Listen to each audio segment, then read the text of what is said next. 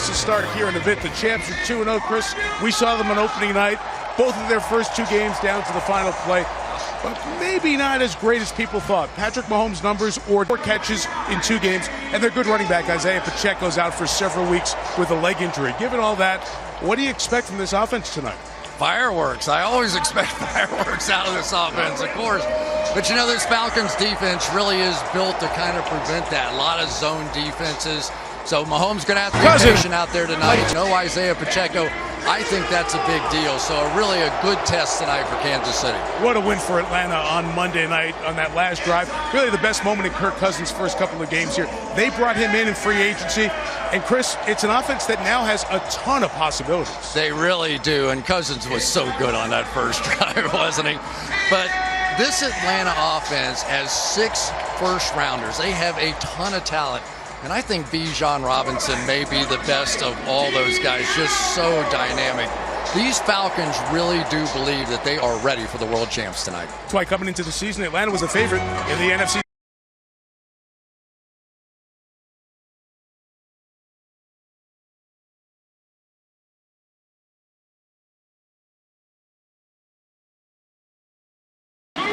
You told us you're still rewiring your brain here in Atlanta, and you're learning the strengths of your offense. What have you learned so far? Well, we got a good group with our a lot of character, guys who want to be great, want to do things the right way, and we just got to go do it. And I'm excited to be able to get the chance to play with them tonight. You mentioned tonight facing back-to-back Super Bowl champ in the Chiefs. What do you have to do to come out on top? You know, all the things you got to do to win NFL football games. I mean, it's protect the football, be good situationally. You know, it's not going to be perfect. We got to pick one another up, play complementary football, and they're a good team. And so it's going to be a good battle, but a great opportunity for us. Thanks, Kirk. Appreciate it. Thanks, Melissa. And Kirk's new head coach is Raheem Morris. Last 3 years, the Rams defensive coordinator.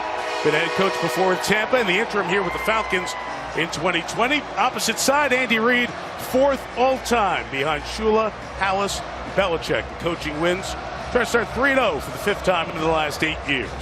Chiefs win the toss to first, so Georgia native Harrison Butker going to kick it off with Avery Williams and Ray McLeod, the deep men for the Falcons. I can tell you the national anthem. Usually in Kansas City, they yelled "Charmelin" that last line of the Brave. Wiring. When the national anthem's last line arrived, a lot of folks in here said "Home of the Chiefs," which tells you that Kansas City is well repped in the building here tonight. And how do you know everybody's in red? That's a good point. We'll just have to listen. Good to be back with Sunday Night Football for the first time in 5 years. Off we go from Atlanta. At about 4 deep, so no return. It's a touchback. Ball's at the 30, and here's the Falcon offense. Good offensive line, ton of talent, as Chris pointed out. He got 7 of those 11 starters picked in the top 40 of the NFL draft. So a lot of good names, a lot of talented performers. Let's see how they work. Cousins out and throws. It's complete to one of the new acquisitions, Darnell Mooney. He's out of bounds on the sideline, picks up a first down right at the 40-yard line. Kirk Cousins, game 3 of his 3rd NFL stop. He's 36, 6 years Washington, 6 in Minnesota. There his numbers last week against Philadelphia, the 2nd game after signing a 4-year deal here in Atlanta. And the big headline, of course, was he tore his right Achilles in the middle of last season. Time out to reset the change. We are short of the lines of game. 2nd down.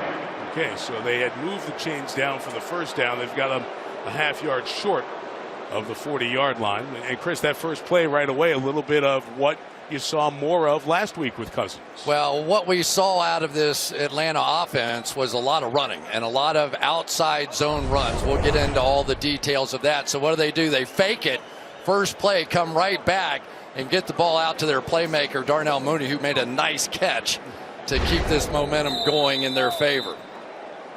He had 4 catches for over 100 yards in the 3 catches, I should say, in the win over Philadelphia, including a 41-yard touchdown at the first of the 2 TDs the Atlanta offense had on Monday night.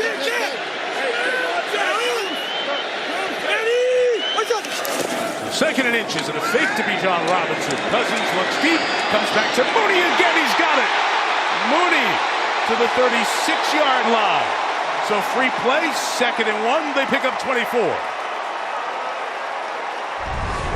Plays made at the line of scrimmage by Mooney. Watch this move right off the bat. It's going to give him that little bit of separation, and that separation held up across the field against one of the absolute best in the league in Trent McDuffie. But a big-time start here at home for Kirk Cousins. Mooney, first 4 years with the Bears, connecting with Cousins here. 35, first run. Bijan Robinson looking for room, nothing there. Loss of a yard against this Kansas City defense.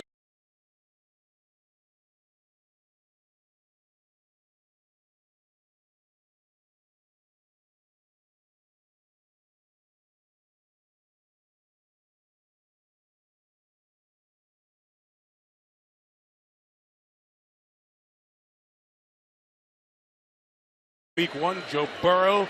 Week 2, and now Cousins in their first road game for KC. Second and 11, Cousins scans underneath Ray McLeod on the run. And McLeod to the 22-yard line. Brought down by Falcon, first down on this opening drive. I tell you, Kirk Cousins does this about as well as anybody. He's going to look at number 1, number 2, come back to number 3, protections there. And these new receivers, Ray McLeod and Darnell Mooney, making a statement early against the champs. To the line quick to Robinson. That run on the edge is so effective with this team. To the 16-yard line. First down gain of 5 for Bijan. Number 8 pick in his second year out of Texas. And I tell you, this outside zone run of theirs is just a nightmare. When you talk to Steve Spagnuolo about this particular play, yeah, this time they stayed on that line and went all the way to the outside. What bothers him most is when Bijan starts to cut that thing back. That's when his great concerns happen. And the pistol to Ray McLeod. Tries to get away from that fence of KC defenders. Gets a couple of yards out of it. He had Jake Matthews, their veteran left tackle, out there to try to support. It'll bring up third and a couple. Like, who would have ever imagined that Darnell Mooney and Ray McLeod were going to be a bit of the missing piece within this offense? Because what they've done now is they have the big receivers on the other side in Kyle Pitts and Drake London, and then they have the 2 quicker guys, the speed guys that can get away from man-to-man coverage on the other side, and it really has balanced this offense out. Third and 3.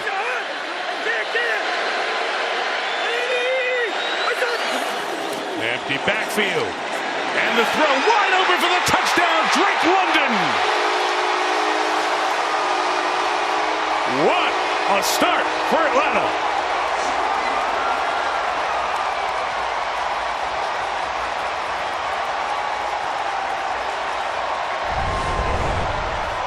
So you're going to see the communication trying to happen right here. If they do that, what are we going to do?